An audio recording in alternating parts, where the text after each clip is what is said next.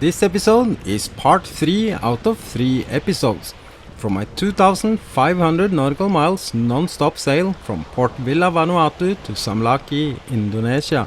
A challenging sail through the cyclone zone during cyclone season. Some say it's crazy, some even say it's impossible. Crossing the Arafura Sea, I have something that constantly takes the fish I have hooked.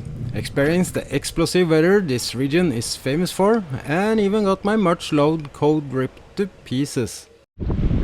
Not a good day at work. I have a few things to sort out here. I get some messages like, wasn't it boring to be alone on New Year's Eve and Christmas? And you know what? When you're out here, days like that doesn't matter. I mean, you don't care about it. It's irrelevant. So what's relevant is what kind of weather you have, and also, yeah, that everything works, including me. Yeah. So yeah, this looks good.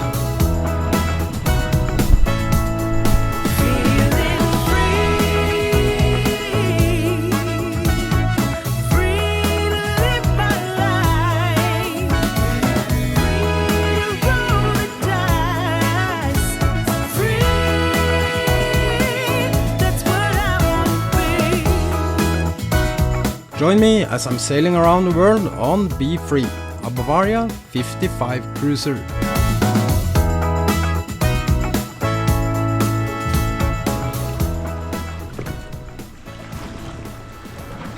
Another ship there. It's almost like gives me a flashback to Panama. I don't know why. Maybe all the ships and this color of the water. What an epic night! It's New Year's Eve and I'm basically flying. Finally got some wind. This is, it feels almost a little bit, I don't know.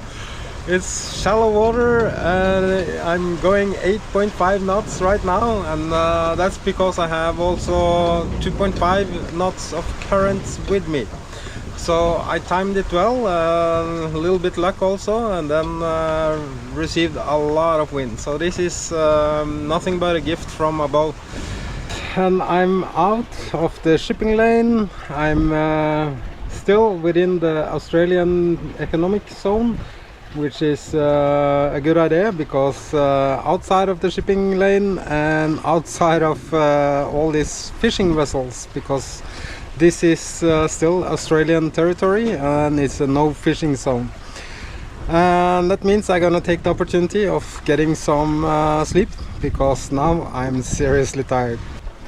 How is it possible to start a new year better?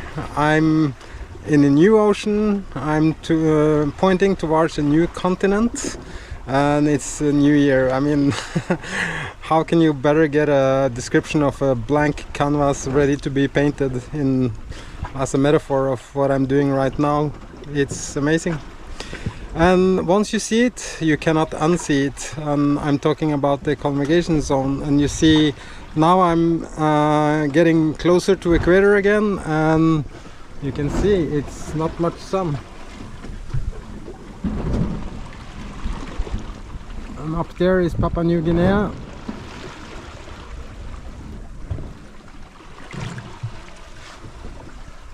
And I see every night a lot of lightning strikes on that side, and I think I will see even more now, getting closer. So, and I expect actually where I come in Indonesia, where I clear in, I'm gonna be very warm and basically a little bit like Panama climate wise. So it's gonna be interesting for sure, and then I will see where I go next. I think Indonesia is, if I don't remember wrong, it's one of the nations in the world with the highest number of islands. So it's for sure a lot to explore. It's gonna be amazing. But now I'm gonna take some power naps. This is a long sail, and it have for sure taken a long time only to get here. and I still have close to 700 nautical miles to go. To give you the feeling and even the sound I'm surrounded with, I thought it could be a good idea to just share this beautiful moment in its purest form with you.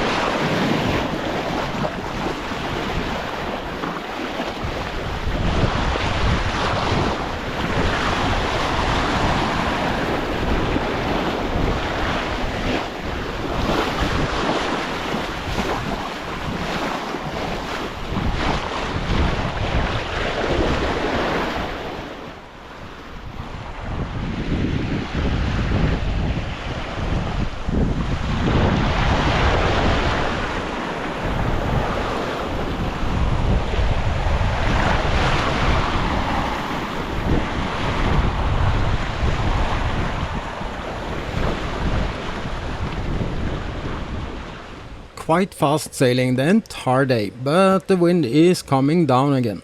Still pretty decent compared to actual wind speed. And here you can see the power in this sail, flying 6 to 7 knots in only 9 to 12 knots of wind. Normally B3 sails too fast for enjoying fishing. Or more precise, the speed is not the biggest problem in itself. It's the time it takes to stop the boat, to haul in the catch, that's the main problem. Either the line breaks or something bigger eats my catch before I get it on board. And now I think I know why and what it is that's stealing my catch the last days.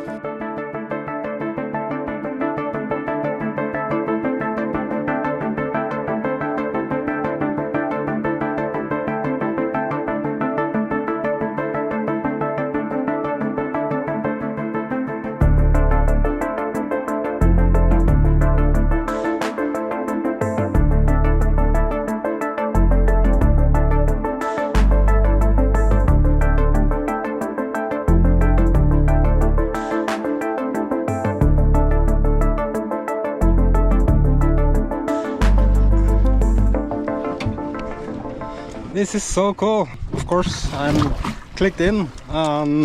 It's adjusted so I cannot fall overboard. So the swim platform is lowered, but with a little bit angle, and I'm watching sharks. I have a bunch of sharks that been following me for, I think, since yesterday, and it's so fascinating. So I even rigged the GoPro on my old mooring stick to see if I can manage to make some videos underwater. But there are many. I'm gonna do a shot. I'm gonna try to use the mooring stick and see if I can make a video.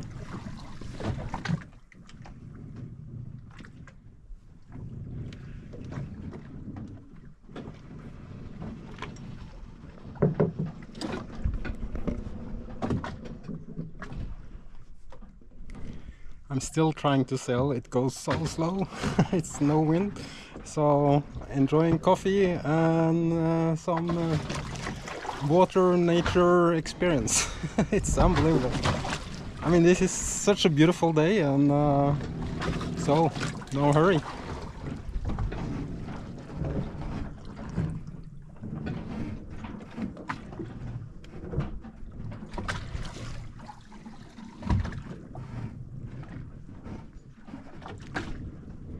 But it's so typical, isn't it? When you prepare to make some video, they all go, ah, there he comes.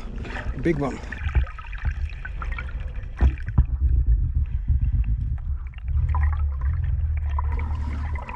There is a few one that's quite big. I don't know what kind of sharks they are, but some of them are quite big.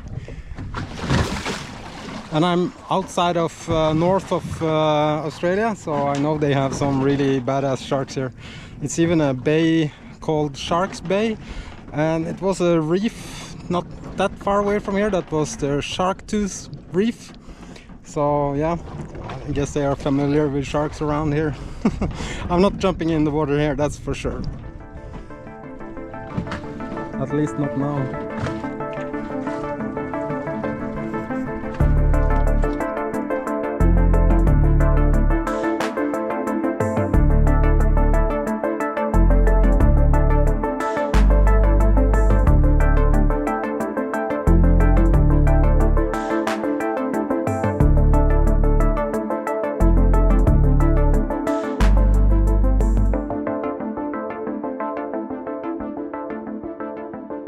I have never in my life experienced such a lively ocean. Anything from gigantic tunas, dolphins and sharks. And they all circling me, giving the best ocean experience ever. It's crazy, they're circling around me still. Even the dolphins seems to just hang around for days, only to keep me company. Normally these creatures are too playful to hang around if it's not going fast enough.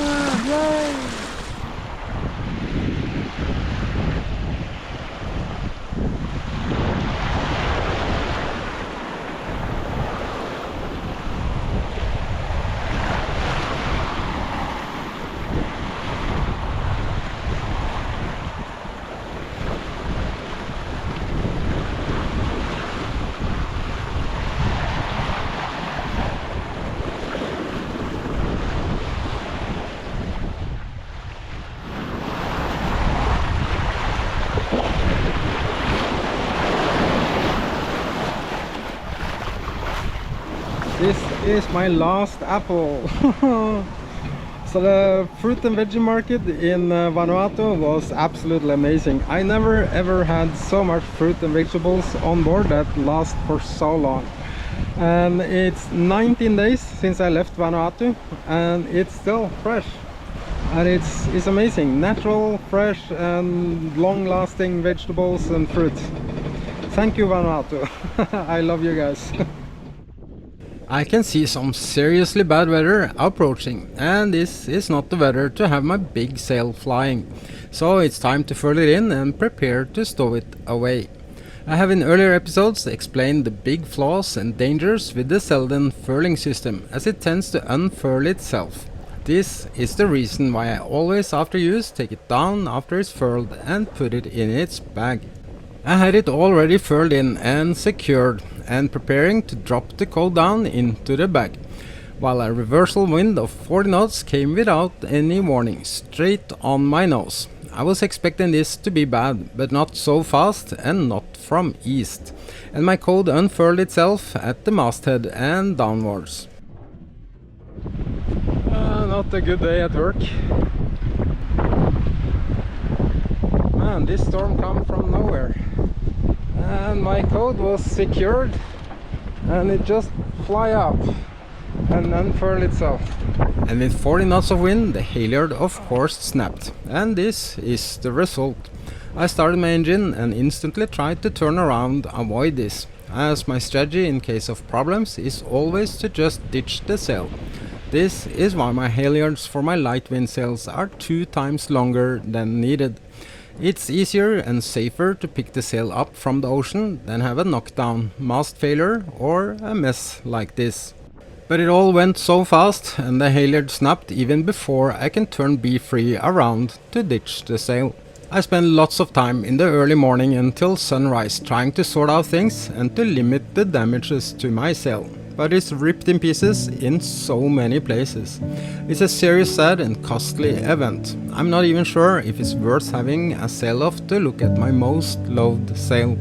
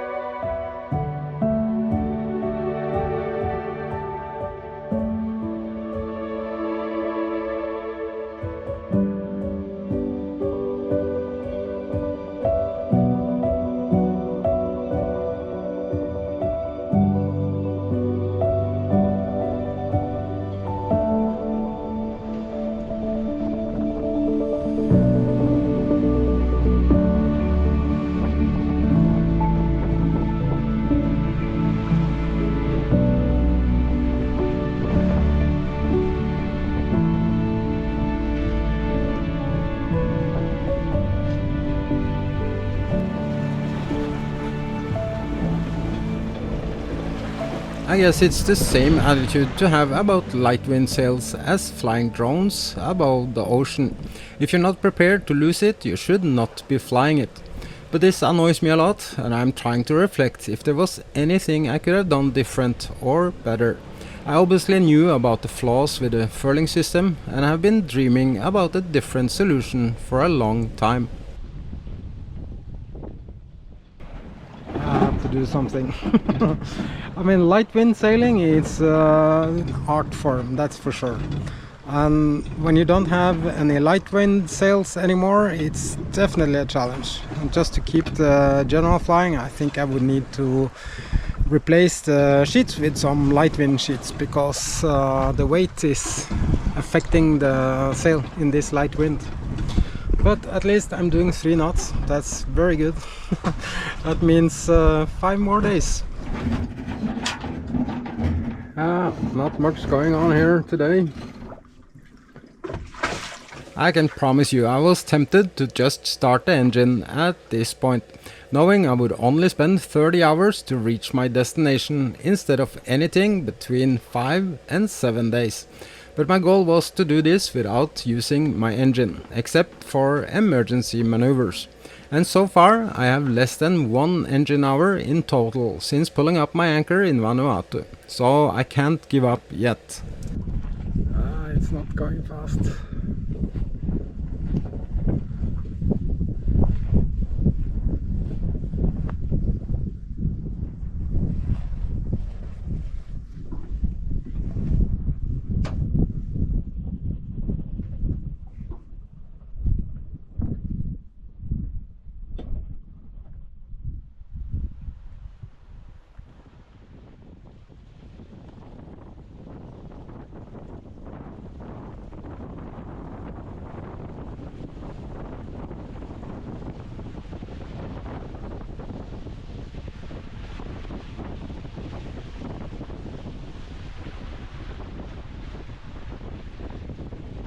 Being in the most explosive region weather-wise, big and frequent changes in weather is to be expected, and I have one squall releasing the others constantly from different directions, giving me lots of work with the sails, but at least I'm making good progress now.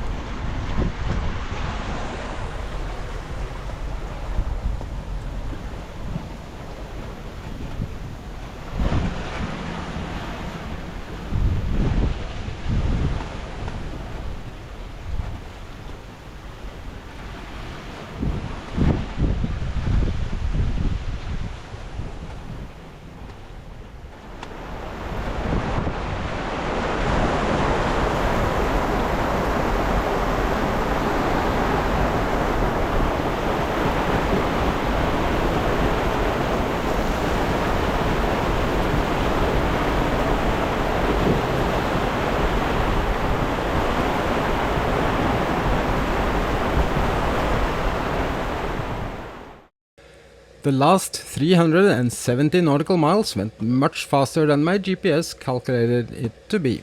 Originally it said 5 more days, but with these speeds and constantly squalls thrown at me, I reached Indonesian waters in less than 1.5 days.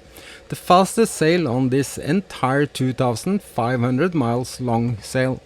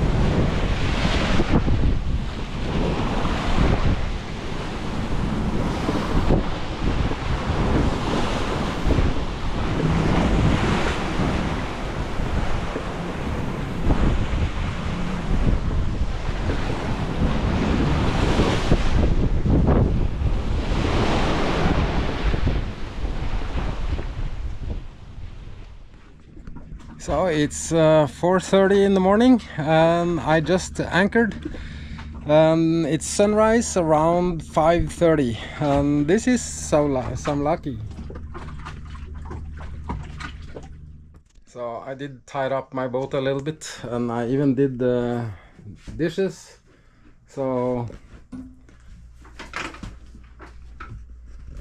normally I don't have this much, but the last day was so much wind and so much waves and tacking, so it was not so easy to do anything, so I had to save it until I had my anchor down.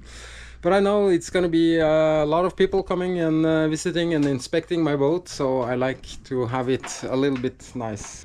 I heard rumors from other friends that have been here before that it's quite a time-consuming procedure, and also a lot of back and forth and back and forth. So let's see how it goes. But man, I'm tired. It's the last 12 hours no sleep.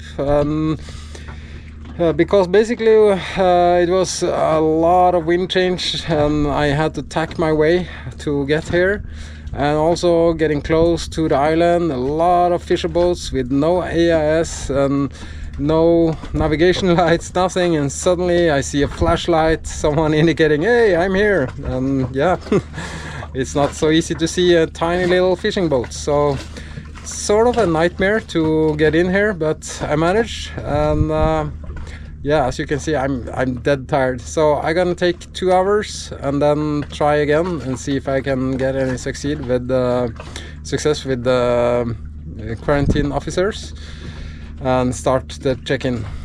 Normally I would love to just go to sleep now for like 12 hours or so, but I know often you have to start the procedure right away.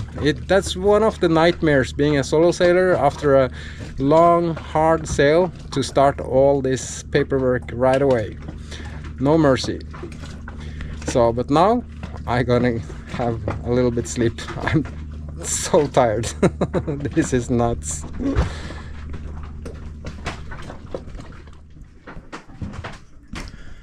It's a bit rolly here, so, but anyway. Oh,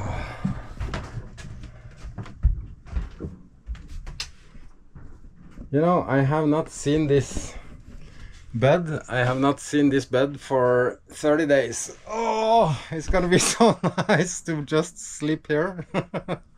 Not outside, no alarm, just, well, 2 hours. Oh, peace out. Thank you so much for watching and for subscribing. Make sure to hit that notification bell not to miss the next chapters in this adventure. A special thanks to all my patrons that makes it possible for me to upload these videos. Much love from me on Be Free.